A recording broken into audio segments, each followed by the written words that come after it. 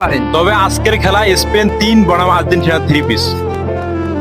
Hello দর্শক, আজকে রাত 1টায় স্পেন বনাম আর্জেন্টিনার ম্যাচ।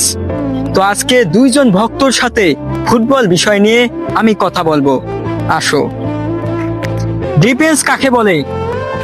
আমার মতে ডিফেন্স হলো প্রতিপক্ষের খেলোয়াড়কে চাপে রাখা এবং বল দ্রুত ফিনিশ করা। ধন্যবাদ, সুন্দর একটি প্রশ্নের উত্তর দিয়েছেন। এবার আরেকজনের কাছে আমি যাব। স্ট্রাইকার কাকে বলে? যে পায়ের স্কিল দিয়ে প্রতিপক্ষর ডিফেন্সকে ধ্বংস করে এবং গোল করার জন্য প্রস্তুত থাকে।